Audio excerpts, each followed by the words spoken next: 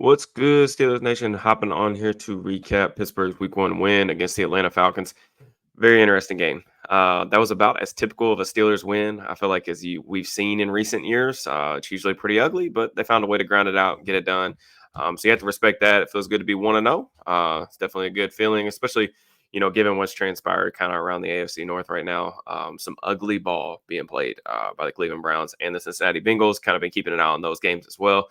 But a lot to discuss in this one. Just before we do that, please make sure that you like, subscribe, comment, all that good stuff is greatly appreciated on my end as we shoot for a new goal of 10,000 subscribers by the end of the regular season. I believe we can do it. I'm going to put the work in to make sure it happens. And I appreciate you guys following along the way as well. Also, I will have one for sure, maybe two film rooms this week. So just make sure that you become a member to the channel. If you want even more of this style of content, I'll leave the link in the description to do so. The recaps aren't typically as structured as the pregame shows, but really I'm just going off the cuff, kind of giving you guys my observations, some of the bigger storylines, digging into some numbers. But I thought just the overwhelming takeaway that's just extremely obvious, probably to all of you guys as well. But I thought the Steelers defense looked fantastic, really settled in really nicely. First drive was a little ugly. Atlanta kind of did what they wanted. They came out and did some of the things we talked about in the pregame show that I figured that they would do, leaning into a lot of shotgun runs, a lot of pistol stuff. And I think as the game kind of unfolded, you kind of saw why they were doing some of those things. And I think it had a lot to do with like Kirk and just easing him back into the offense. But I mean, they held Atlanta, just looking here, 225 yards on offense. I mean, pretty dang solid. I mean, I think if you look, basically just even like the success rate stuff, I mean, Atlanta was 44% success rate on offense. I really thought that they did a better job, especially up front, just hold the point of attack. I felt like the Falcons offensive line early on was kind of generating a little bit more displacement than I would have liked to have seen in the run game, but it really settled in. And TJ was fantastic. We can kind of talk about him individually just because, his greatness, I feel like, is oftentimes just kind of like pushed aside because but I think it's important too, like not to take it for granted. Like we need to talk about it because like games like today where he's very clearly, the best player on the field, and probably like one of the best players probably in the NFL, honestly, today that I've seen. Just a fantastic performance. Want to talk about Justin Fields real quick. Someone asked me, it's kind of funny on pregame or on Twitter pregame, what my expectations were after he was kind of named the starter for today. Kind of responded that I think he'll look like Justin Fields does, which is you'll get some really exciting flashes with the splash plays and then some frustrating, shake your head moments. And I feel like that's, for the most part, what we saw. I mean, the throw to get the field goal before the half was a absolute dime. I mean, for him to be able to drive that ball, really good example of his arm strength. Just a perfect throw, man, and a big time shot. He converted a couple nice third and longs. I felt like I saw some really nice things from him as a runner. I think he had 10 runs today. I think 5 of those were successful. Some good things from the quarterback run game. They converted a third down with him on a quarterback draw. They also basically iced the game with it at the end of the game. So I just think that element of the things that Justin does well, it was good play calling in those moments from Art. And then also they were able to get him out of the pocket, move the launch point for him. You saw some play action rollout, some bootlegs, leaning into some of the things I think were kind of making his job easier and also making the job easier on some of the offensive line as well too. But 2 good deep balls. I mean, that one throw early in the game to Pickens, right before halftime or whatever, that ended up getting called back for offensive pass interference. Just total horse crap call. You see that type of content. You'll see me tweet all the time, always commit OPI just because they never call it. But man, I've seen 2 or 3 plays today that have had more contact than that, pushing off. I totally get George did push off, but I don't think it was blatant enough to where I feel like it gave him an advantage. But maybe that's just being too biased. I don't know. I'm usually pro DB in most situations like that, even if it involves the Steelers. But man, it's a super soft call in my opinion. We can kind of talk a little bit about some of the officiating stuff today too, because it was just I don't know. Steelers got a couple breaks too. This was an ugly win, but there was a couple breaks I feel like didn't necessarily go their way. I mean, they were kind of fortunate. They get the fumble. The Falcons fumbled with the guy in motion, hitting it off the dude's leg, whatever. But in those things, the officiating stuff, the reason why I try not to complain about it too much is just because I feel over the course of the season, those things just even out, man. I don't pay much attention to it. I don't blame the refs for wins, losses, whatever. I just think it's just a soft way to go about it. But there's just some stuff today that was, man, it made me shake my head. But just going on with Justin, I do feel there are a couple things that really need to be improved as well. The fumbles exchanges, man, it's just maddening. Like, there's no other way to sugarcoat it. Like, this is an offense that I feel like is going to want to play under center. I mean, we have to be able to play under center at some point. And like his whatever, I mean, we've had multiple different centers in there now, and he's kind of the common denominator. I'll get a better look of it, like on the all 22, but I don't know what's happening. But you can't put the ball on the ground twice like that. Luckily, it didn't hurt him today. But it's just a consistent theme at this point. And then I thought, he was a tick late getting to Calvin Austin on the third down. That ended up being a PBU, and I thought he just had a couple accuracy issues. He missed Pickens once on a rollout. But I'll say, like, overall, I thought he was fine. I'm interested to see what the all 22 showed, like, down the field. I would say, like, he was good enough to win. He did turn the ball over, which is a good thing. I don't even remember him having like a turnover worthy play aside from like whatever you would consider the fumbled snap exchanges or whatever. But we can talk kind of about Art too. Like, one of the things that Arthur Smith, I feel like, does that maybe doesn't get a lot of credit, and it probably should, especially today in this context. But he does a really good job of like taking some of the pressure off his tackles. And like you saw that a little bit like with Atlanta today, like Caleb McGarry, like for whatever reason they try to put Cousins in some drop back passing situations. I said pregame, I wouldn't necessarily do that, but they do what they want. And we saw how that worked out. I mean, nothing against Caleb McGarry. He's a fine player. I think he lacks range as a pass protector. You can mitigate that with doing all like the bootlegs, the under center stuff, some of the stuff that Art likes to do, even like some of the screens and things like that. There were very few like true drop back opportunities today. And like, I think that was by design, not necessarily just because of Justin, but also to like take some of the pressure off the tackles, given the way that the offensive line at times is like, specifically Broderick had struggled in the preseason. I thought Broderick was okay. He was like partially at fault for that sack early on with the stunt. Like, him and Daniels didn't pass off Grady Jarrett. It is what it is, but I thought he was fine. I'm interested to see what the tape says about that. But I felt like Art was okay. Just like some really perplexing calls to me. Like the first one that I would say, like their first field goal that they kicked, it was like 3rd and 6. They brought in Cordero Patterson, which pretty much every time they brought Patterson in the game today, they gave him the ball, which I thought was a huge tell. Because that was something I noticed with the Falcons too last year. Whenever he was in the game, he was getting the ball. It's kind of easy to know. But they ran the ball in like 3rd and 6. And got 3, I think, yards, and then ended up kicking a 57-yard field goal instead of going for it. Usually, if you run the ball on 3rd and medium, you're saying like, hey, like if we get half of this, we're going to go. Granted, they kicked the field goal. And made it, which was a heck of a kick by Boz, heck of a game by Boz, 6 for 6.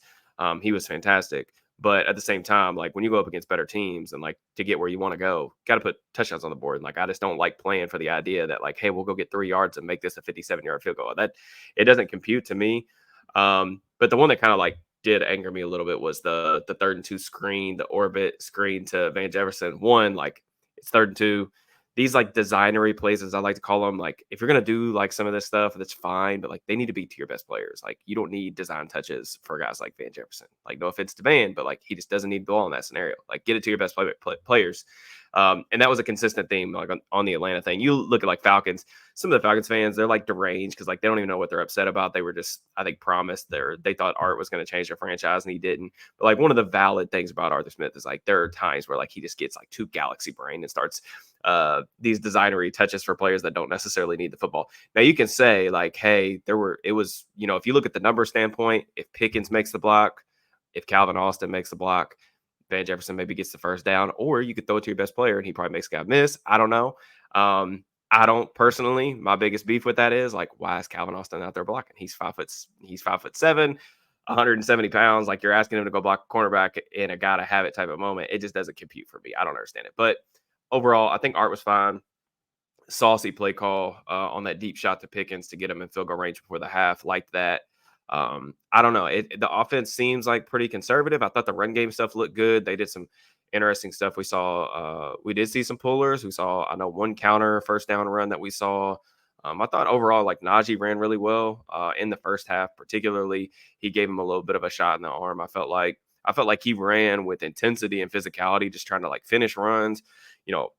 As the game wore on, I know like the numbers and stuff like kind of wore down a little bit. Like 35% success rate for Harris isn't great on the ground, but at the same time, I felt like some of those runs came like when the Falcons were expecting it, and down near the end of the game and stuff like that. But I felt like he played pretty solid. Speaking of like the Patterson like Warren thing, I know a lot of people asking about Jaylen Warren. it was kind of weird, right? They were using him on third downs and like they threw it to him a couple times, but they weren't giving him carries. But Patterson was getting carries, so I think that was just a thing where like they were trying to be careful with Jalen's usage, probably because of the soft tissue injury, especially given what's kind of transpired with Russ. But whatever. I'm sure we'll see ramped up inclusion from Jalen as time moves on. I thought Pickens had a really good game. Just I thought he was consistently getting open. Like I said, you get the really unfortunate like 30-yard bomb or whatever called back due to uh, my opinion, just a really soft call, man. I'm going to continue to reiterate that, but he would have had over 100 receiving yards if it wasn't for that. I feel like he did pretty solid with the volume that he was given. And that pretty much like wraps up kind of my thoughts on the offensive line. Just like defensively, TJ was having up until that last drive, I think he was having like one of the best like 0 sack games that I had ever seen. Just because like he was consistently in the backfield, generating pressures, felt like he was winning pretty much any time that they went and dropped back. I also think like TJ is such a smart player. Like one of the things that like a lot of people won't notice is like they were in the pistol because they wanted to still get to their under center run game stuff, but they never actually booted Cousins out. So one of the things that TJ always does a really good job of is like if they're running to his side, he'll slip on those outside zone blocks. If they're running away from him, if he knows that he doesn't have a threat of a bootleg coming back his way, he does a great job like scraping and screaming down the line.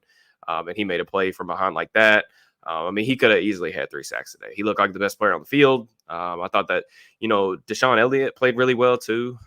He got the game kick-started kind of with that interception. That was a great play with vision on the quarterback. He also had a pass deflection later. I thought that was pretty solid. And then up front, like I said, they got really settled in playing the run, but I also thought that there were some really encouraging flashes from a guy like Larry Ogunjobi rushing the passer. It won't be anything that ends up like necessarily on his highlight reel or, get a lot of love on social media. But Larry had quarterback hits on both of the 2 interceptions that the Steelers defense had today. The first one on Elliott, he had a really nice play. And then even the second one to Dante Jackson, he was able to kind of compress the pocket and Cousins ended up having to kind of just throw one up.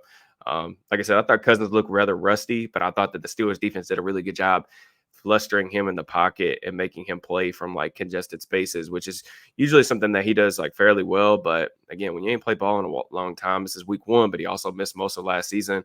I think only like 2 sacks on the day is what I remember writing down, but they had quite a few, like 6 or 7 quarterback hits. And then just given the game plan and some of the stuff that Atlanta was doing, I felt like they did a good job. Joy Porter Jr. was on Drake London a decent amount. Like I think London finished with I think just like 1 catch that I can recall anyway. He was a total non-factor. Even Kyle Pitts, I feel like he really wasn't a factor. I know he caught that touchdown in the end zone. Looked like maybe a miscommunication there from Bishop and Jackson. I'm not sure if Bishop was supposed to carry that wheel up the sideline or if Jackson should have fallen off. I kind of want to get another replay at that before I say who was kind of at fault. But overall, like I felt like they did a better job, like shutting down Bijan in the second half and kind of taking some of those like bigger runs that they were having in the first like quarter and a half out of the game. I don't really have like super like anything like super critical complaints. It was kind of hard to find. Like when I do my do's and does column for Steelers now, sometimes it's like really easy to find people that didn't play well, and then other times it's like a little bit more difficult. A couple guys I thought that like didn't play extremely well. Spencer Anderson, I think it's tough because the important context is, he's a 7th round pick or whatever, making his first career start, and he's going up against Grady Jarrett. But I think even if you're grading that kind of on a curve, I thought he had a kind of a rough game. I know he gave up 2 quarterback hits. The one thing that kind of like makes me a little bit uneasy too is like they didn't really even seem like they were ever considering playing Mason McCormick, which like I totally understand the decision there, but he also had like a false start and like with Isaac Seumalo probably out for a couple more weeks, it just makes me a little bit uneasy about what this thing's going to look like just over the next couple of weeks because, Grady Jarrett, it's a tough opening test, but, they're going to face some guys just coming up, depending on how long Seumalo is out. And I just don't know how much of that is going to really hurt them up front.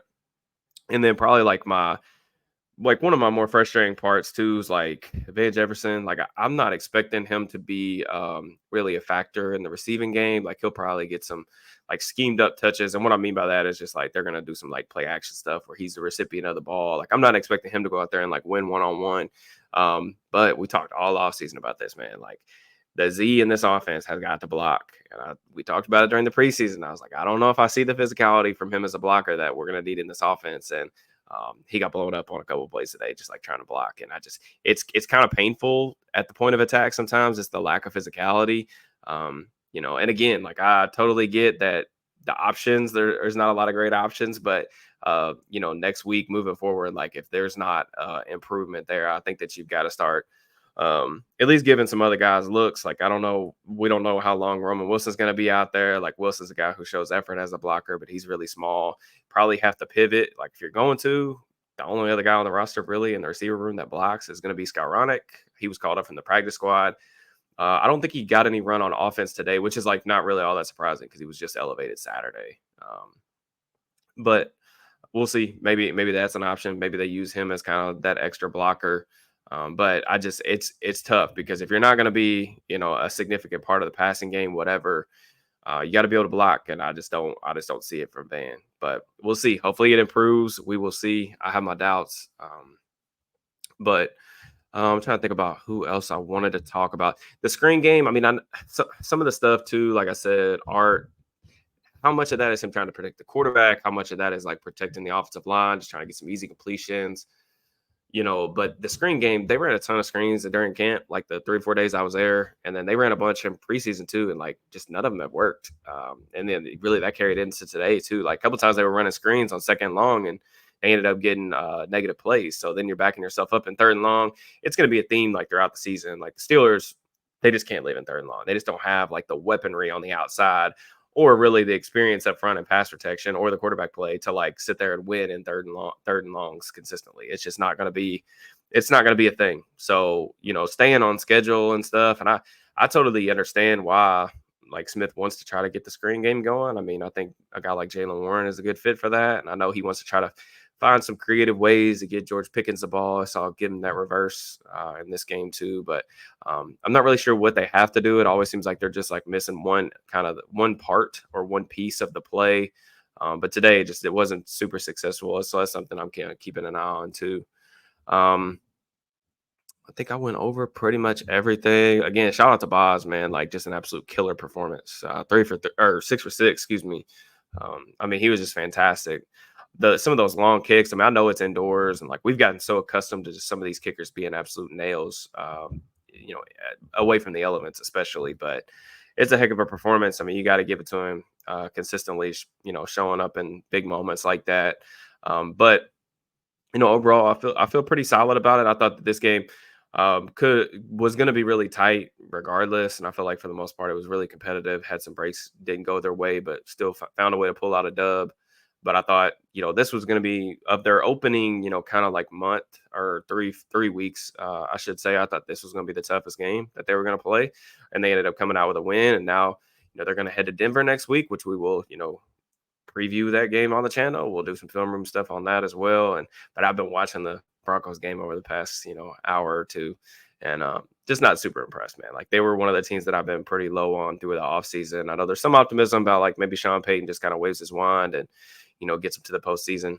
I don't see it. I think the Steelers are probably going to be favored next week, and I would anticipate them having a very, very good shot to win that. But we'll see what the tape says. I don't know. I know a lot of people are going to ask, like, do you think that the Steelers will start Justin next week? Do you think they should? Yada yada. I mean, my opinion is pretty much irrelevant. I think that if Russ is healthy, I think that Tomlin will probably stay with Russ. I don't know for sure. I don't think anything that Russ necessarily did today. While I do and have said that I think his legs bring a different element to this offense that could potentially make it more exciting and add another layer for defenses to consistently prepare for week in and week out.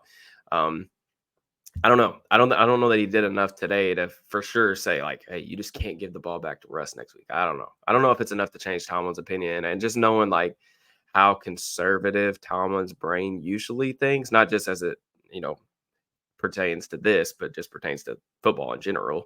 I would think that he'd probably go back to Russ if he's healthy. Now that's the big thing. Is Russ going to be healthy? He's got the calf. I don't know. I mean, anytime you're like at that age, like, soft tissue injuries, you just never know. I don't know. Like my whole take is like, you can't put him out there on the field if his mobility is like even like at all diminished, in my opinion, just because of like Russ's game, what it's predicated on, him being able to make those second reaction plays out of the pocket. Of course, the offense, like we saw how many bootlegs, how much play action they ran today, how much moving of the launch point they did with Justin. They want to get outside the pocket. So like if he can't do those things, you can't play him, because then you're going to be stripped down to basically the worst parts of Arthur Smith's offense, in my opinion. And then you're going to really, really limit yourself to what you can do offensively. So those are all questions that he's going to have to answer. I don't know. I don't know if anybody knows if Russ is going to be good. I know there were some reports out there saying he told them he was good to play today, and they were cautious, whatever, kept him out. We'll see. I know obviously it's going to be a huge talking point this week too, especially with them traveling to Denver to face his old team. There's going to be a revenge factor just like there was this week with Arthur Smith. Whatever. We'll see. But I'm comfortable either way, like with them heading into Denver. I think it's more just a question of like who they feel like gives them the best chance to win like long term throughout the season. But we will see what happens. I appreciate you guys tapping in. Appreciate all the support for the channel. Like I said, we got a bunch of cool stuff coming. We'll try to get to 1 to 2 film rooms this week. As always, special shout out to our sponsor. Homage gave away a t-shirt literally like 24 hours ago. So congratulations to Zach on being the winner of that. And then also like just drop me your comments. Let me know what y'all thought of the game. Specific takeaways. If you have any questions or anything like that, you can obviously hit me up on Twitter or hit me up on the comments. I try to do my best to kind of parole around and see if anybody's asking anything or wants to talk some ball. So I appreciate you guys as always.